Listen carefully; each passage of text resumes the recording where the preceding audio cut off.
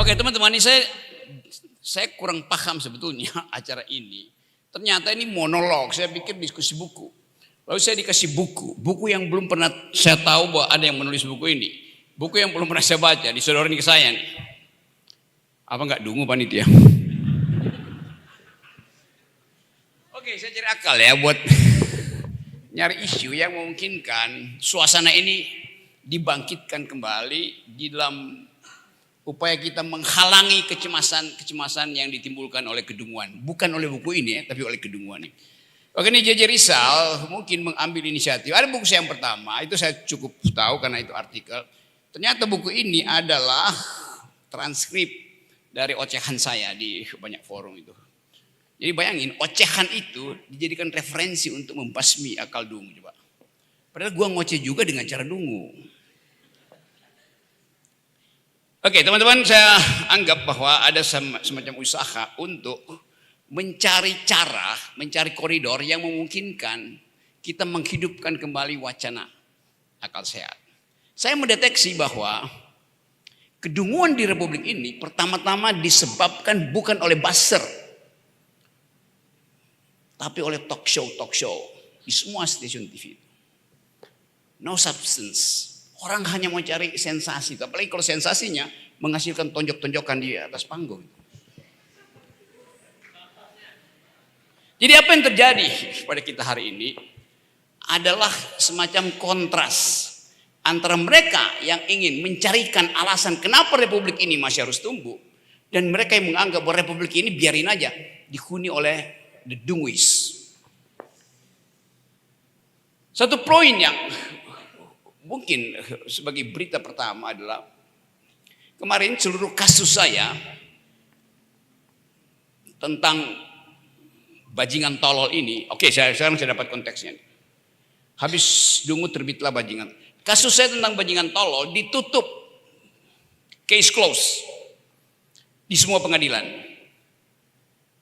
Baru 2 hari lalu. Jadi Anda bayangkan, seorang warga negara melaporkan saya juga sebagai warga negara untuk kepentingan kepala negara. It's stupid. Apa yang dia wakilkan, kepala negara tersinggung, oleh karena itu warga negara membela kepala negara yang tersinggung karena ucapan saya. Bajingan tolol tuh. Bagaimana kalau saya laporkan balik dia bahwa kepala negara ngakak-ngakak karena dipuji-puji oleh dia? Saya melaporkan si warga negara itu membuat kepala negara ngakak-ngakak dan itu membahayakan negara. Coba. Sama statusnya. Dia melaporkan deskripsi saya tentang keadaan pikiran dari kepala negara. Bagaimana kalau saya juga laporkan dia karena dia mendeskripsikan keadaan pikiran dari kepala negara? Sama aja kan? Deskripsi saya negatif, deskripsi dia positif. Dua-duanya deskripsi, bukan evaluasi. Kita di universitas diajar untuk mengambil jarak dari objek. Supaya bisa diperlihatkan tendensi kita untuk membongkar objek itu. Kalau saya ada di dalam objek, tidak mungkin saya bisa membongkar objek itu. Sama seperti dokter bedah, dokter Yu, Hasan nanti akan bicara tuh. Dia mesti ambil jarak dari otak supaya otak itu bisa dia bedah. Kalau dia nggak ambil jarak, artinya dia ada di dalam otak itu. Kan itu dasarnya tuh. Jadi saudara-saudara, ini berapa menit nih sesi saya ini? Panitia berapa menit nih? Sejam. Saya nggak mau tandingi seseorang yang sedang diuji doktornya di sebelah situ hari ini.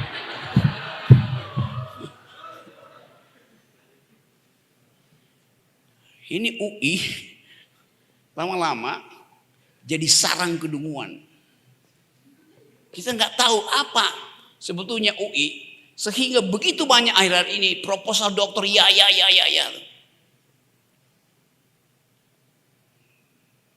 Ada poin di dalam masyarakat akademis itu, usahakan seserius-seriusnya supaya seseorang dibatalkan promosi doktornya. Itu baru namanya skrutinisasi akademis, bukan dimudahkan. Harus dipastikan bahwa seseorang harus dihalangi supaya dia tidak jadi doktor, tidak jadi profesor. Kalau dia lulus dan lolos, nah itu baru kita sebut oke. Dulu di Itali ada seorang perempuan ingin jadi doktor. Tapi pada waktu itu patriarkisme luar biasa di Eropa itu. Maka perempuan ini dihadang oleh patriarkisme. Kalau Anda laki-laki di Eropa dulu, Anda paling diuji 4 orang. Setengah harian. Kira-kira abad 12, abad 13. Perempuan ini ingin jadi dokter, lalu dia dikasih prasyarat. Anda boleh jadi dokter, tapi Anda akan diuji oleh 1000 laki-laki selama 40 hari itu. Dia lulus. Siapa lebih bermutu? Yang lulus diuji 1000 laki-laki selama 40 hari, ketimbang seseorang yang diuji oleh 4 orang yang dapat amplop sehari sebelumnya. Kita mau deteksi itu hari ini. Dan mau kasih pesan kuat pada kekuasaan. Bahwa demokrasi itu adalah force of the better argument. Demokrasi adalah pertarungan argumentasi. Dan itu yang gagal di kita tuh.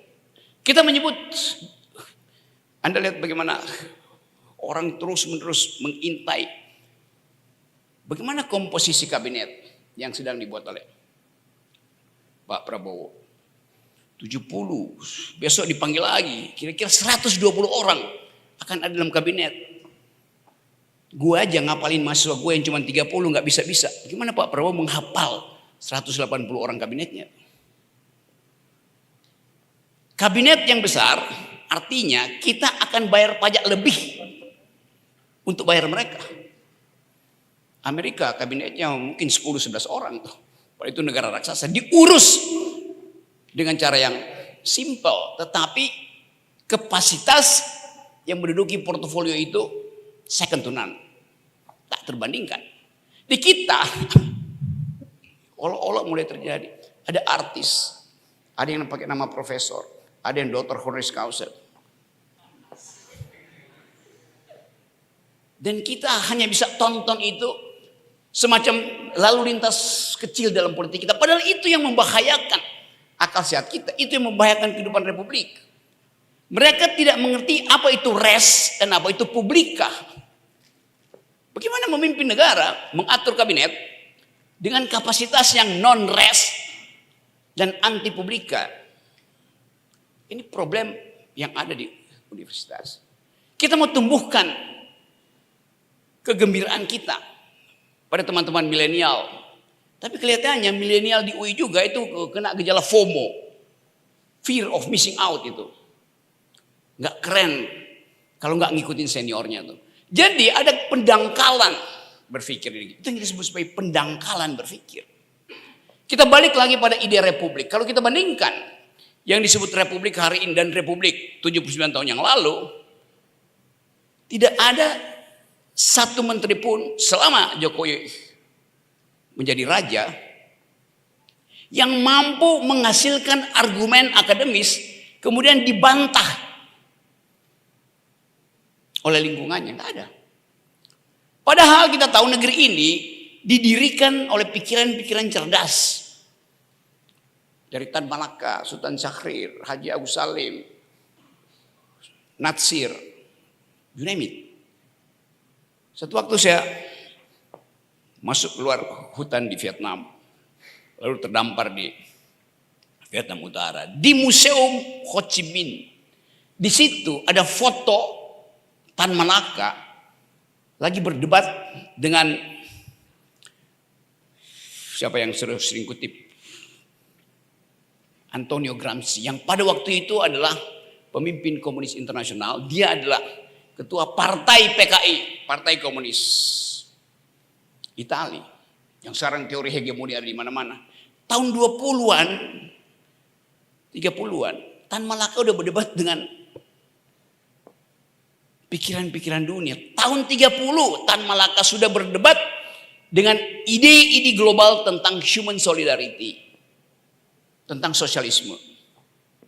Di kita hari ini, majalah Tempo memberitakan dengan baik ada kira-kira 2.800 buzzer disewa hari ini oleh Jokowi untuk mengatakan puji saya tanpa perdebatan. Jadi anda lihat bagaimana jarak intelektual antara Tan Malaka dan Mulyono. Apa yang mau kita harapkan dari peristiwa politik ini bagi janji untuk menghasilkan republik?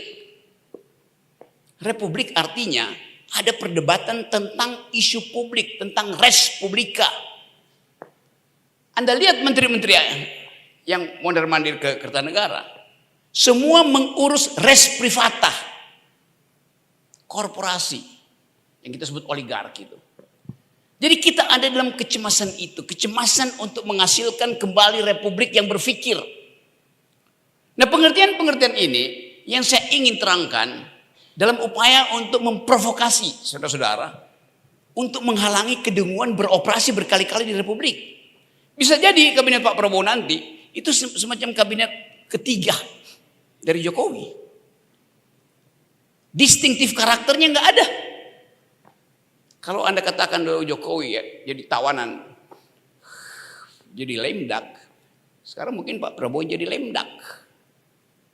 Karena tidak terlihat otentifikasi, tidak terlihat kemampuan eksistensialis untuk menentukan ini jabatanmu, yang itu jabatanmu, yang ini lebih penting dari yang ini. Kita nggak tahu, masih dipanggil-panggil sampai besok masih ada panggilan, kita nggak ngerti apa yang akan dihasilkan dalam bidang pendidikan, bidang kebudayaan.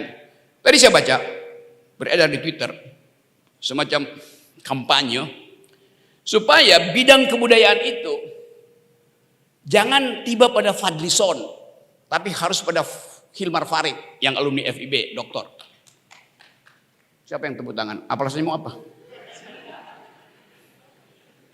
Kalangan kiri di Indonesia menghendaki Fai, teman saya, karena dia kiri, memimpin kebudayaan.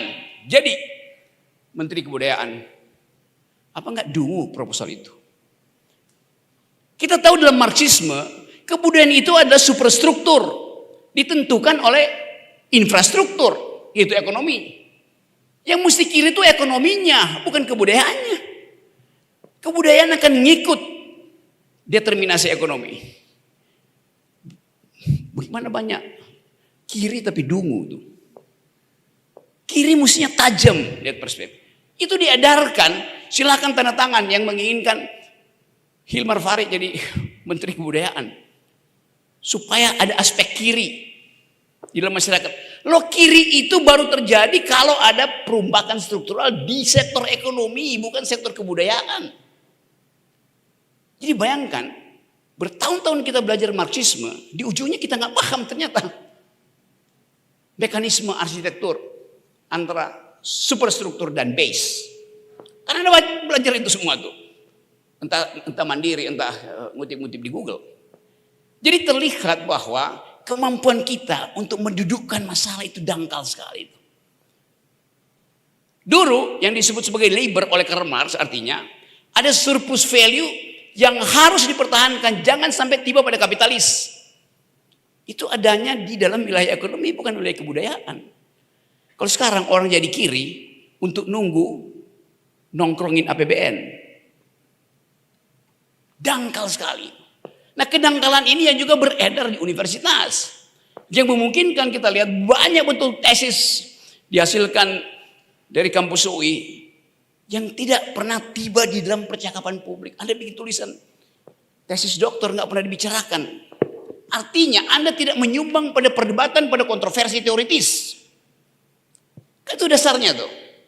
Ini monolog apa ngomel-ngomel ya? Jadi teman-teman, di dalam keadaan itu, begitu banyak dosen, doktor di UI yang sok tahu atau pura-pura paham. Pura-pura paham itu bahasa gaulnya fura-fura faham alias fufu fafa.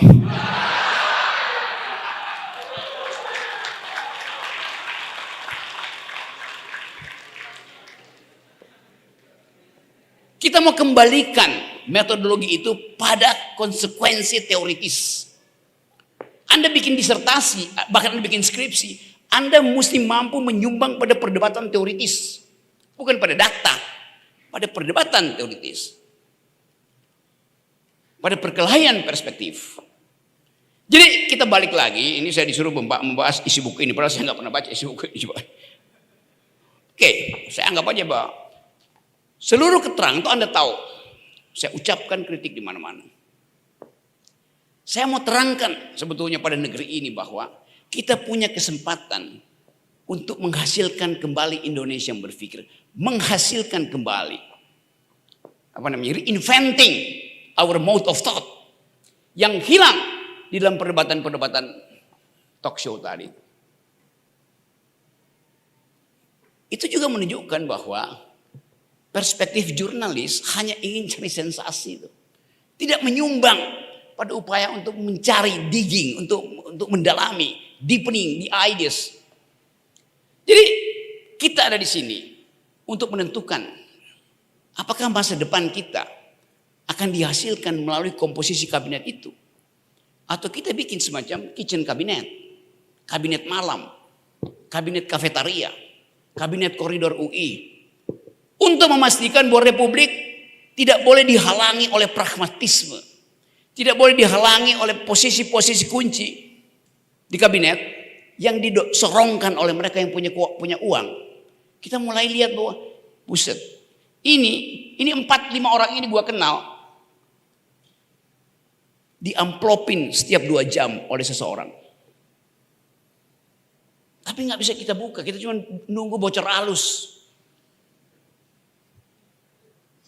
Fasilitas itu akan menentukan nasib saudara.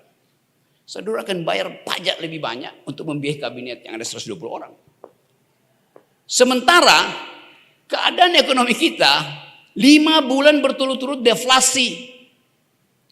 Tapi kemudian deflasi itu dipoles oleh Humas Jokowi. Bahwa ya deflasi tapi UMKM-nya tumbuh. Maka tidak mungkin daya beli tidak ada. Dan kita yang belajar ekonomi sedikit dengan logika tahu banget bahwa kalau deflasi 5 bulan artinya barang yang diturunkan harga pun nggak ada yang mau beli karena daya beli nggak ada. Lalu kenapa UMKM muncul? Ya gampang. Mereka yang 5 bulan lalu punya resto sekarang pindah jualan di kaki 5. Itu keterangannya. Jadi bukan bertumbuh sebetulnya tapi turun kelas. 2 hari lalu saya naik Gojek. Ngobrol dengan dia. Dia bilang, Bang Rocky, kita sama-sama. Apa? Jaket kuning, alumni UI. Kang Gojek bilang gitu. Anak mana lu? FEUI. Baru keluar dari perusahaan. Pakai Gojek. Dia anak UI, sarjana ekonomi UI, turun pangkat, ngambil hak dari anak SMA yang mestinya naik Gojek. Kan itu yang terjadi di kita tuh. Yang dalam statistik disebut sebagai penurunan kelas. Kelas menengah turun jadi kelas bawah. Kelas bawah yang lagi merangkak kelas menengah, the aspiring middle class, berhenti di UMKM. Jadi kita mau lihat sekarang bagaimana kabinet hari ini mengatasi itu. Gampang. Modeling di kepala, apa yang bisa menumbuhkan ekonomi? Ya pasar.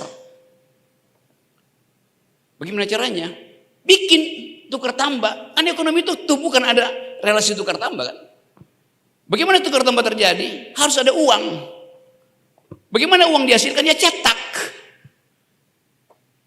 Kalau saya cetak, Pak Prabowo perlu 800 triliun untuk nangani bolong APBN tahun depan. Bagaimana kalau nggak dapat utang? Kemarin saya baca, Menteri Perburuhan, Menteri Tenaga Kerja Amerika menuduh Indonesia menjalankan politik anti hak asasi manusia karena mempekerjakan tenaga anak dan upah yang tidak setara di industri-industri ekstraktif, batu bara, tambang, nikel segala macam. Terang-terangan Amerika bilang Indonesia itu melakukan kebrutalan dalam eksploitasi sumber daya. Sebulan kemudian sebelumnya KPK Amerika mengeluarkan aturan bahwa bribery, sogok perusahaan Amerika ke perusahaan siapapun termasuk Indonesia. Yang nyogok di Amerika ditangkap, yang disogok di Indonesia juga bakal ditangkap. Jadi kalau Jokowi misalnya tiba di Canggih, dia bisa ditangkap oleh KPK Amerika. Lalu kita marah. Oh, ini kan juridiksinya lain. Tetapi ada dalil humanity hari ini bahwa korupsi itu adalah kejahatan terhadap humanity, kemanusiaan. Artinya dia berlaku di semua negara tuh.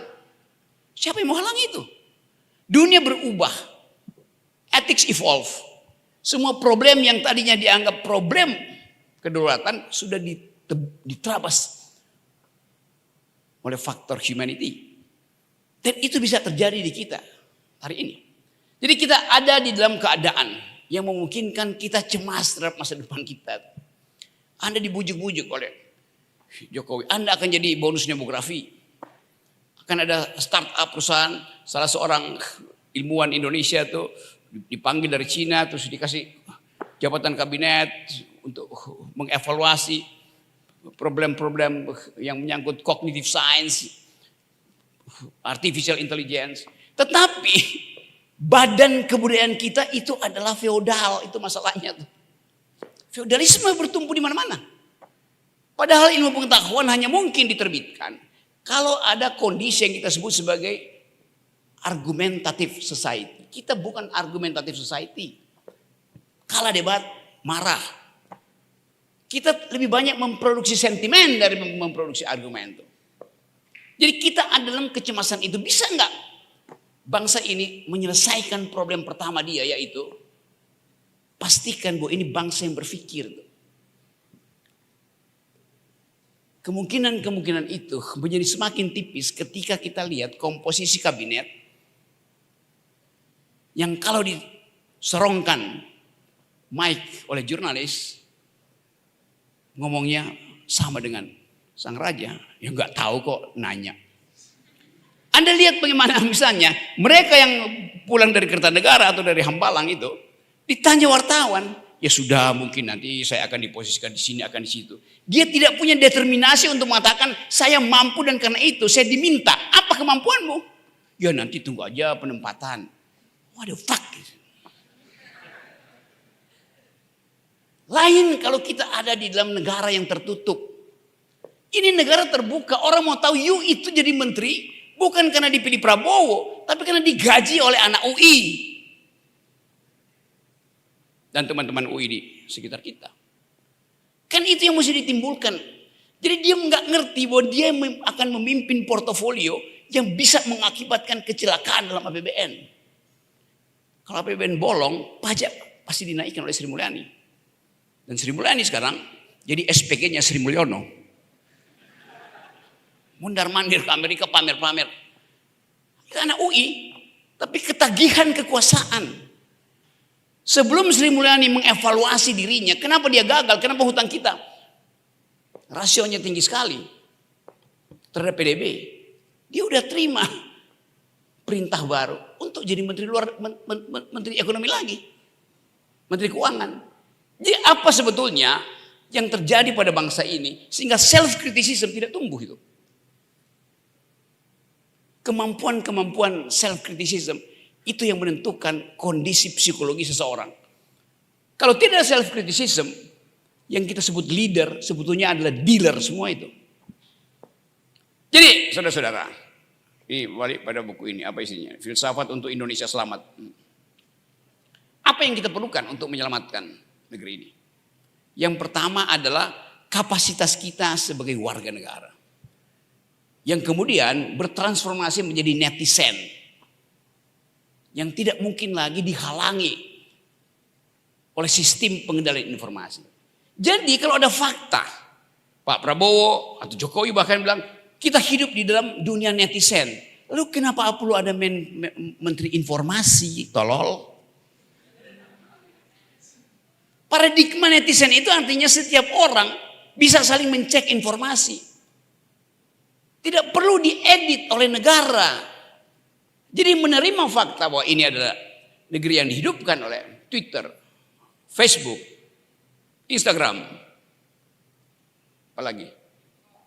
TikTok. Negeri ini difasilitasi oleh lingkungan itu, oleh ekologi sosial media. Tetapi masih ada Menko Info. Gimana ceritanya? Apa enggak? Kalau nggak tanya nanti Menteri Informasi ngurusin apa? Coba. Yang ngurusin informasi. Informasi itu diproduksi oleh siapa? Oleh negara. Berarti informasi negara itu akan mendominasi informasi publik. Berarti the big brother is watching you. Dalam novel 1984 dari George Orwell. Jadi itu yang saya ingin kawan-kawan mahasiswa buka perspektif gitu. Kasih kritik. Begitu Anda bilang Anda netizen, Anda terhina karena masih ada menteri yang ngurusin informasi. Mestinya bikin petisi sama-sama, bubarkan Kementerian Informasi itu. Mau ngapain? Kecuali dia menterinya kita ganti jadi tower itu. BTS-nya. Jadi teman-teman semua ya, ini apa itu 10 menit lagi belum ya? Belum kayak. Dia juga nggak ngitung tadi. Oke, saya balik lagi pada kemampuan kita untuk mendialektisir masalah hari ini. Anda dikutuk oleh sejarah untuk menyaksikan perpanjangan kedunguan Republik ini. Kendati presiden udah baru, kedunguannya berlanjut. Sangat mungkin kita berpikir, berpikir positif. Nanti Pak Prabowo 100 hari kemudian nanti dia akan rubah komposisi itu. Karena sekarang yang berkuasa masih rejim Jokowi. Tapi itu juga makin mencemaskan kita. Karena pemimpin baru dia mesti bikin garis batas. Ini masa lalu, itu masa depan. Tapi kelihatannya Pak Jokowi walaupun udah mantan, tapi masih mantau. Mantan tapi masih mantau. Karena ingin memastikan bahwa dinastinya itu tidak boleh tercecer selama 5 tahun menuju 2029. Kan itu yang terjadi, psikologi itu yang terjadi itu. Jadi saudara-saudara, kalau saudara mau tanya jawab, oke, saya kasih keterangan itu dalam upaya untuk menuntun kembali negeri ini kembali pada akal pikiran. Kita merdeka karena kombinasi antara kemampuan diplomasi kita di forum-forum PBB dan kemampuan kita bersembunyi di hutan sambil menghunus bambu runcing. Tapi ini era nggak mungkin diulang. 1000 bambu runcing itu nggak ada gunanya dengan satu drone Turki misalnya. Jadi terpaksa kita kembalikan kemampuan diplomasi, kemampuan pikiran kita. Ya Anda mungkin bisa bayangkan kalau Pak Prabowo jadi presiden, dia putuskan untuk pergi terus diplomasi ke luar negeri, lalu yang tinggal mengurus negeri ini adalah Fufu Fafa itu. Jadi sekali lagi kita tahu masalahnya, tapi yang lebih penting adalah kita tahu apa penyebab masalah itu. Penyebabnya satu, kekurangan energi kita untuk bertanding secara argumen.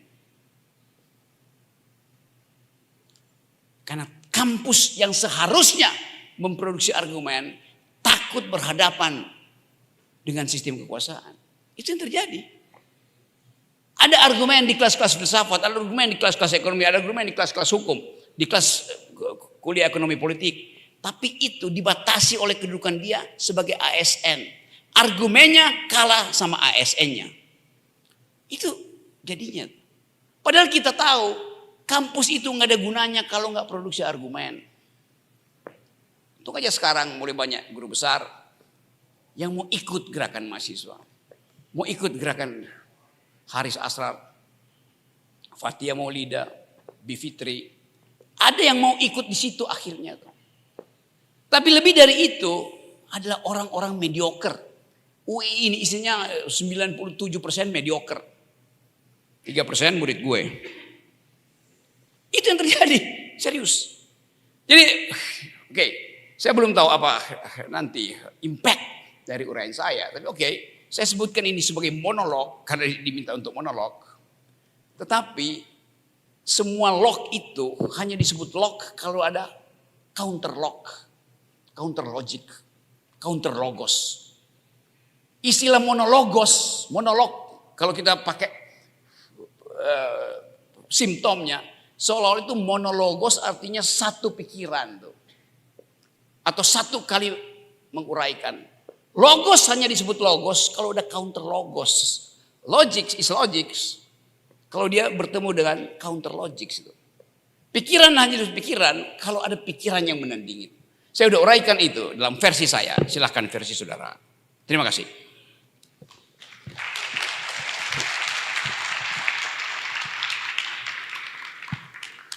Ini dia. Cukup? Udah berapa menit ya? Udah setengah jam. Oke, apa mau? Boleh? Oke, silakan. Oke. Yang pertanyaannya paling bego gue kasih buku ini ya. Ya. Oke, ya.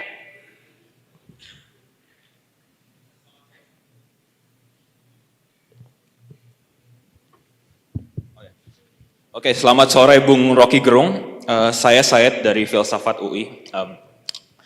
Saya sebelum masuk SMA, saya melakukan diskusi ya sama teman saya tentang pilihan kuliah saya. Dan kebanyakan dari mereka ingin pergi ke luar negeri. Melihat kondisi negara ini, mereka ngerasa kalau mereka tuh pesimis. Gak ada harapan lagi. Jadi mereka memutuskan untuk pergi ke luar negeri, untuk mencari kehidupan yang baik. Dalam sisi yang lain, saya merasa bahwa agak sedih jika kita meninggalkan Indonesia ini di bawah kehancuran kedunguan-kedunguan pemerintahan yang sekarang. Dalam satu sisi saya punya hati nurani untuk mengatakan saya ingin berkontribusi, tapi agak susah untuk berkontribusi ketika sistem dari atas ke bawah aja udah hancur. Jadi saya mau gimana gitu kalau untuk berkontribusi dalam pemerintahan negara ini. Apakah pilihan mereka untuk tinggal di luar negeri atau tidak memikirkan itu karena pesimis itu adalah pilihan yang baik? Atau gimana? Apakah masih ada harapan untuk negara ini tidak hancur?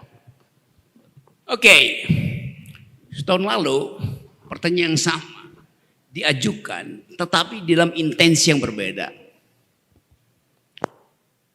Satu waktu saya kasih kuliah di Turki. Mahasiswa datang di situ. 2 mahasiswa Indonesia perempuan dari ITB angkat tangan. Pak Rocky, saya punya dilema. Kenapa lo? Kami berdua dapat beasiswa dari negara, apa namanya,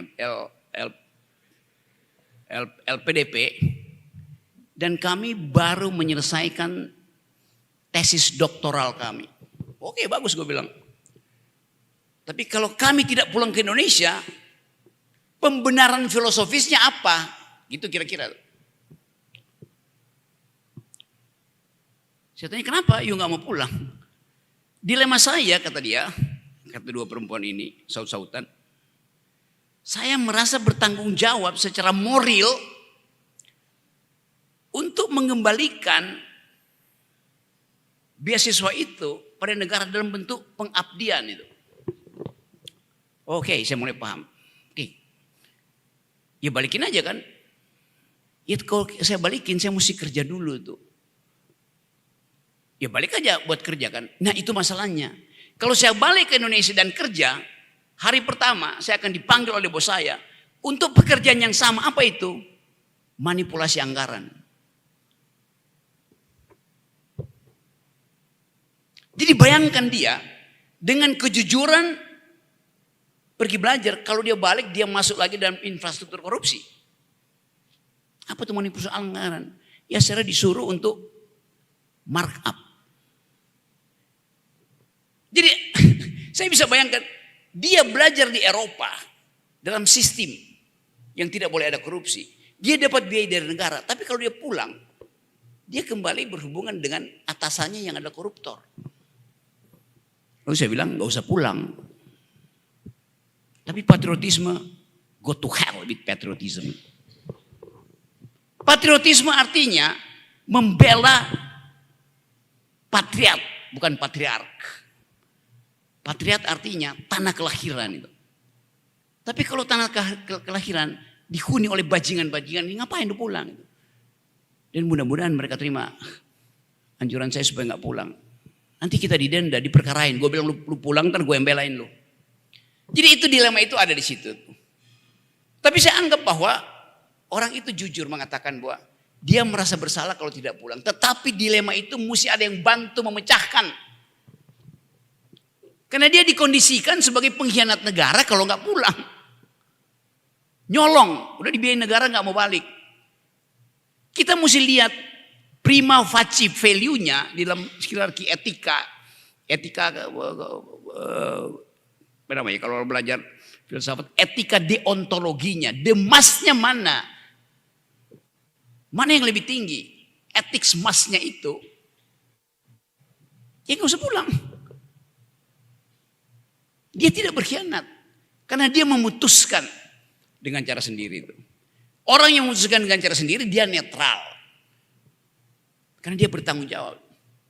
Anda boleh pilih jadi koruptor, tapi Anda mesti pastikan Anda adalah koruptor yang berintegritas itu. Dengan cara apa?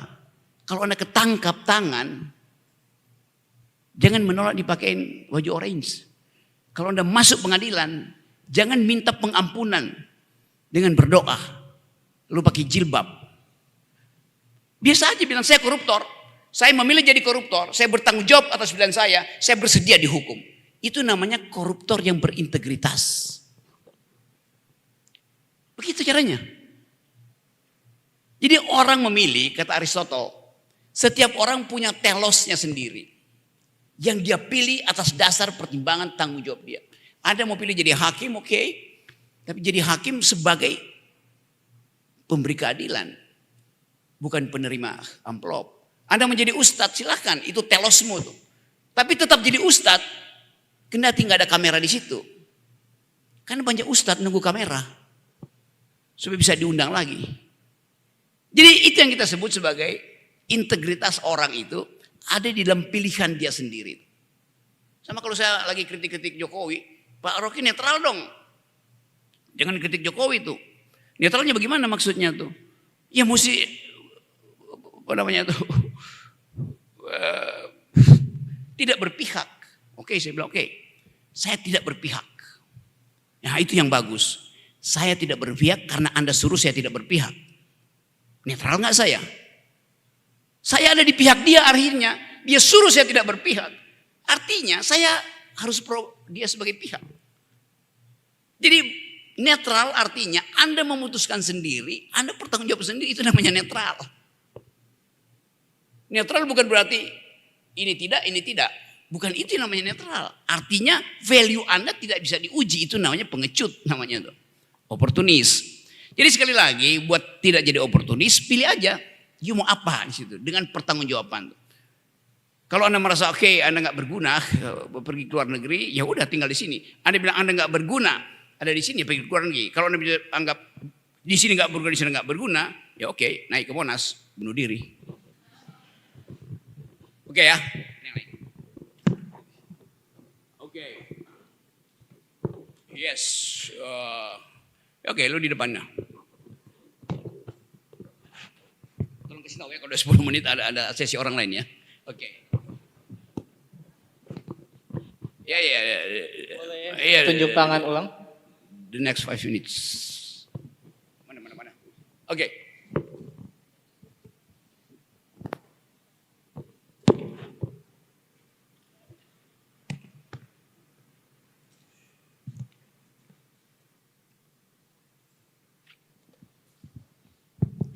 Terima kasih. Perkenalkan, saya Fadli. Saya mahasiswa akuntansi dari Institut Bisnis dan Komunikasi Swadaya. Saya punya keresahan tentang Indonesia.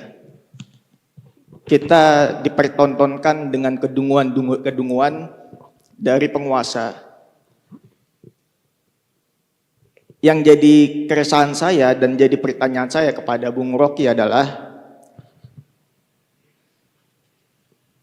kita tahu kedunguan ini dari penguasa. Pertanyaannya adalah bagaimana kita melakukan pergerakan extraordinary untuk menggulingkan penguasa supaya kedunguan ini benar-benar tuntas habis. Itu saja, terima kasih.